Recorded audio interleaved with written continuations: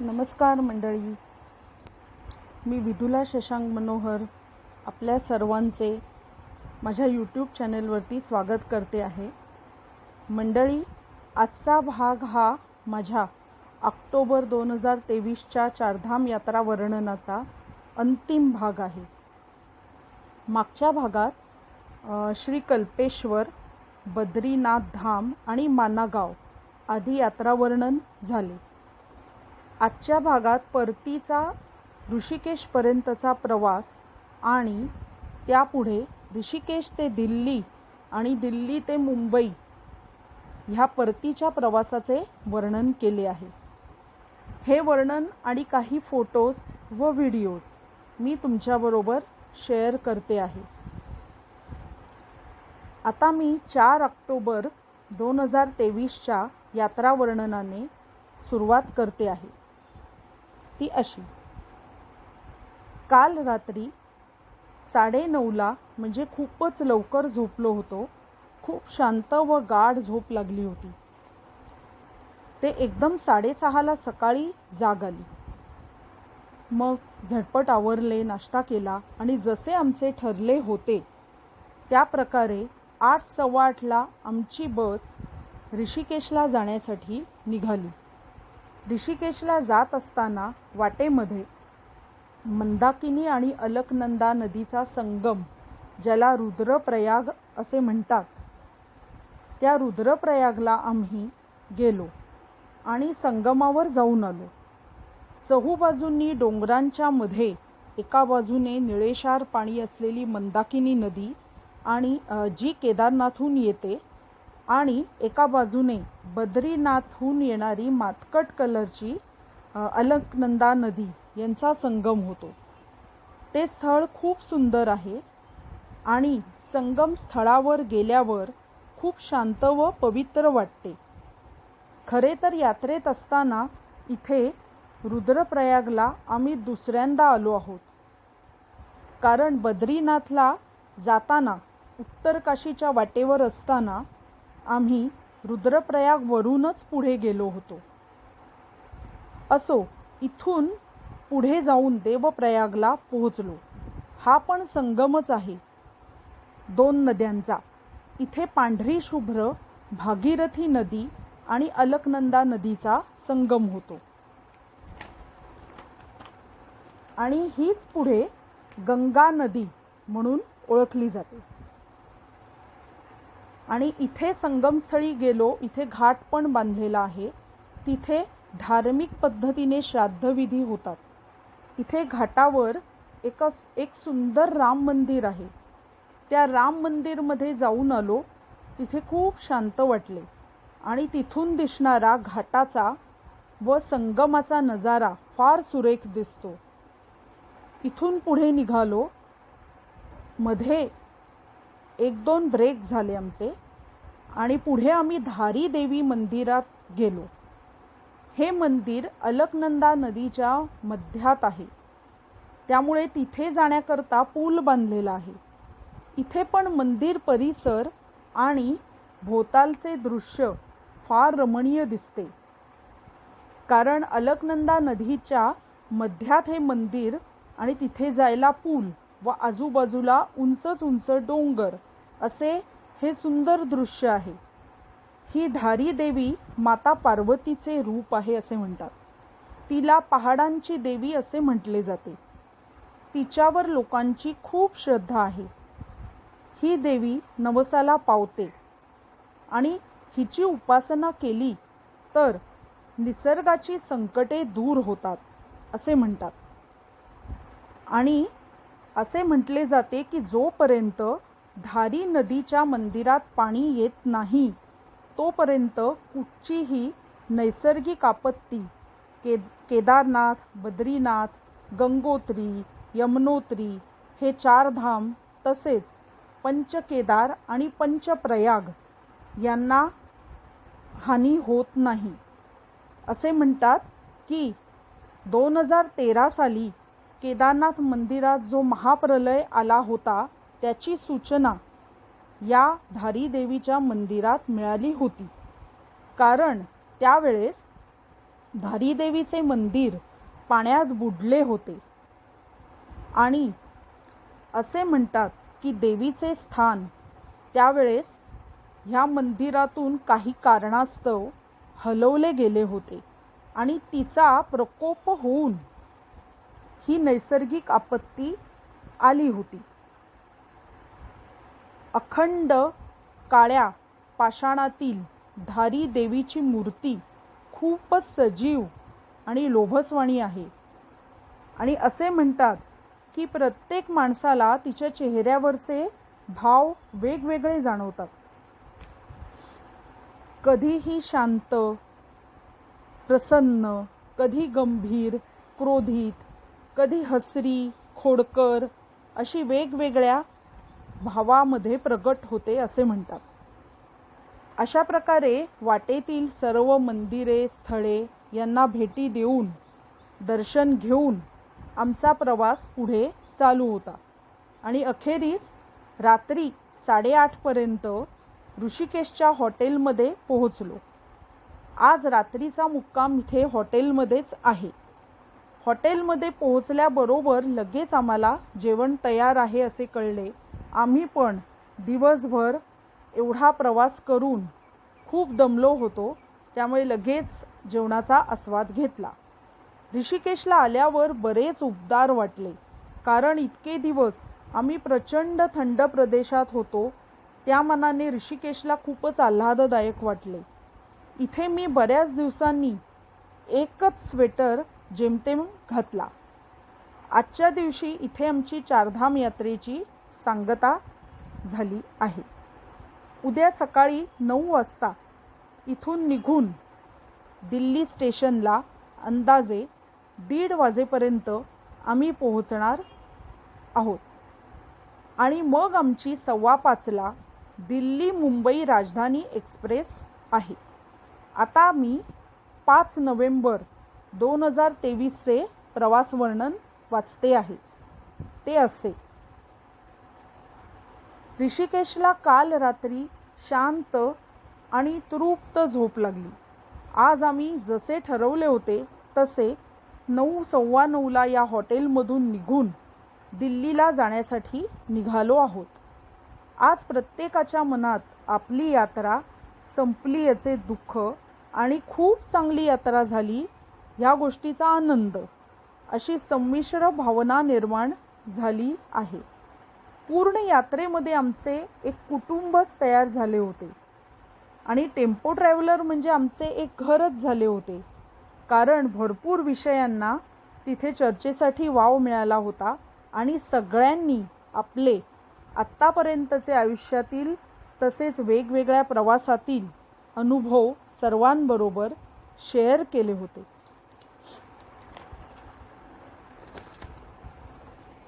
तसेच सगळ्यांनी मिळून गाणी म्हटली होती, गप्पा मारल्या होत्या आणि खूप सारी धमाल केली होती. त्यामुळे खरोखरच एक कुटुंब तयार झाले होते आमचे. आणि आता प्रत्येकजण आपापल्या वाटेवर वेगळा होणार होता. सर्वांची रजा घेण्याची वेळ आली होती. त्याचे थोडे दुःख सर्वांनाच वाटत होते. मग फोन नंबरची देवाणघेवाण झाली आणि सर्वांचा निरोप घेतला गेला. दिल्लीत पोचल्यावर प्रत्येकाचा कार्यक्रम वेगवेगळा होता, कारण ट्रेनच्या किंवा विमानाच्या वेळेप्रमाणे प्रत्येकाचा कार्यक्रम निराळा होता.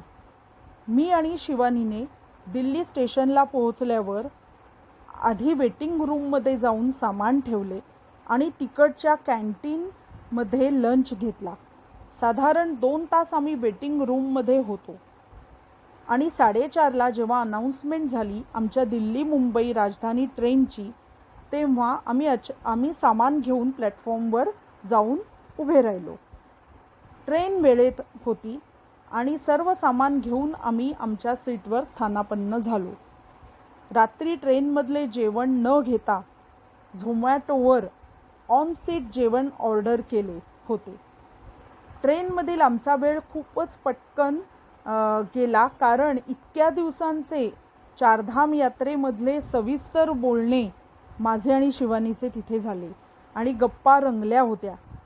मग परत नक्कीच एखाद्या सहलीच्या निमित्ताने आपण भेटूच असे ठरवले. रात्री छान झोप झाली आणि सकाळी वेळेत बोरिवलीला गाडी पोहोचली. शिवानीने पण बोरिवलीलाच उतरण्याचे ठरवले, कारण मुंबई सेंट्रलवरून कॅब करून बदलापूरला जाण्यापेक्षा तिने बोरिवलीहून कॅब करून बदलापूरला जाण्याचे ठरवले. बोरिवलीला उतरल्यावर मी शिवानीला म्हणाले की चल मग आता आमच्या घरी. तर मला लगेच म्हणाली की नको, माझे आईबाबा घरी वाट बघत आहेत आणि भाऊ पण बँगलोरहून आला आहे मला भेटायला. ते माझी वाट बघत असतील, त्यामुळे आता नको आणि नंतर भेटू. मग एकमेकींचा निरोप घेऊन आम्ही या आमच्या सुंदर अविस्मरणीय आठवणी मनात घेऊन आपापल्या घरी परत आलो. एक अविस्मरणीय अनुभव घेऊन एका सुंदर सहलीची, यात्रेची सांगता झाली. जय यमुनोत्री, जय गंगोत्री, जय केदारनाथ, जय बद्री विशाल. इथे माझे चारधाम यात्रा वर्णन संपते आहे. आता काही फोटोज आणि व्हिडिओज तुमच्याबरोबर शेअर करते. आणि आत्तापर्यंतचे यात्रा वर्णन ऐकून सगळ्यांनी उत्तम प्रतिसाद दिला, त्याबद्दल तुमचे सर्वांचे धन्यवाद. लवकरच आता परत एकदा आपण नक्कीच भेटू, एका नवीन यात्रेची सुरुवात करून. तोपर्यंत तुमची रजा घेते. पण आता आधी तुमच्याबरोबर त्या दिवशी घेतलेले 4 आणि 5 तारखेला जे मी फोटोज व्हिडिओज घेतले ते शेअर करते. चला तर मग.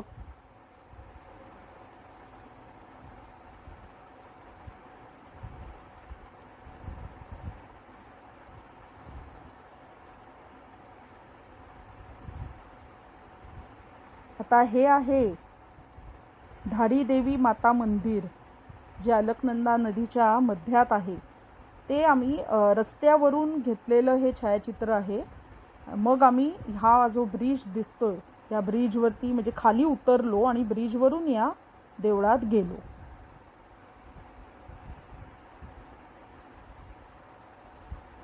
हे एक अजून आहे.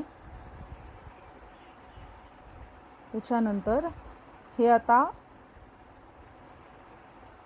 जवळून घेतलेलं छायाचित्र आहे.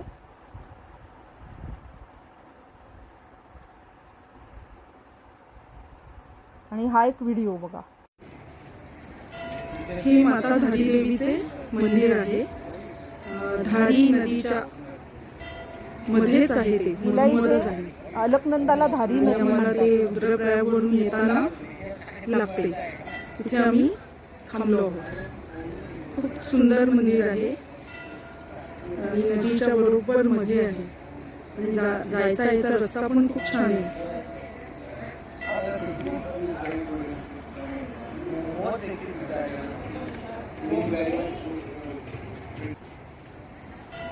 हे माता धारी देवी. आता अजून एक व्हिडिओ घेतला होता, तोही दाखवते. हा एक फोटो आहे परत. हा बघू शकता,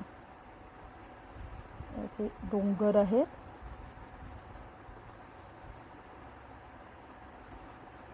खूप सुंदर त्याचं स्थान आहे.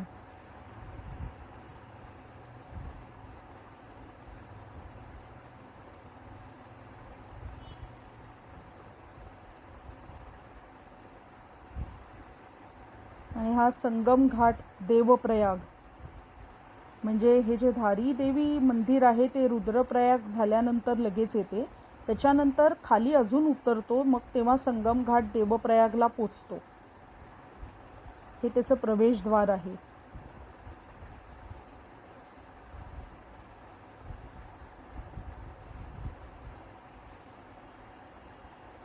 हा एक माझा फोटो देवप्रयागचा.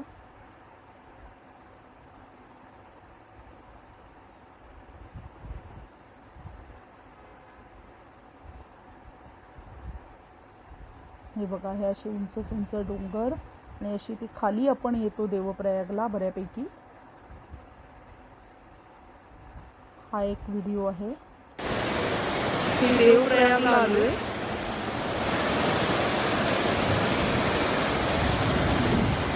भागीरथी आणि अलकनंदा नदीचा संगम. हे जरा उंचावरून घेतलं होतं. खळाळतं पाणी आहे, वेग आहे पाण्याला.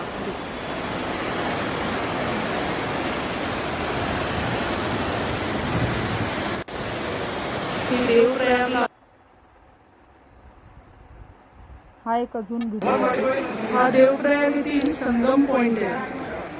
उजवीकडून येते ती भागीरथी आहे आणि डावीकडून येते ती अलकनंदा. दोन्हीचा संगम झालेला आहे देवप्रयाग. हा खाली उतरून घेतलेला आहे.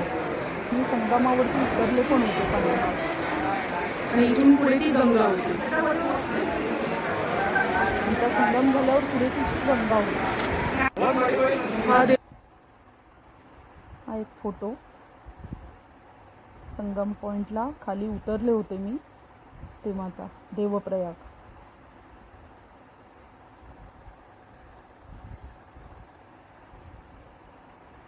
तिथेच गंगेश्वर महादेव आहे. तिकडचा फोटो घेतलाय. संगम पॉइंटलाच आहे.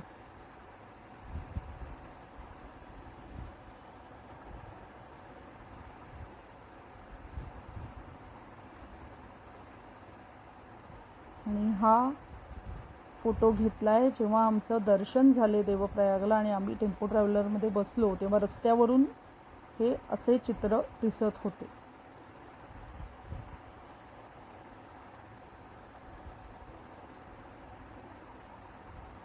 आणि हे हरिद्वारला जेव्हा पोचलो होतो तेव्हा हा एक फोटो शेअर करायचा राहिला होता. मनसा देवी मंदिर आहे.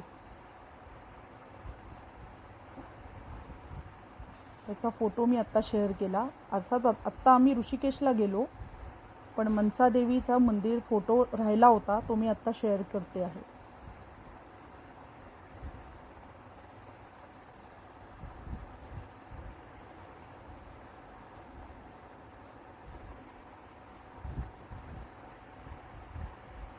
तर आता अशा प्रकारे आपले प्रवास वर्णन झालेले आहे आणि फोटोज व्हिडिओ शेअर करून झालेले आहेत.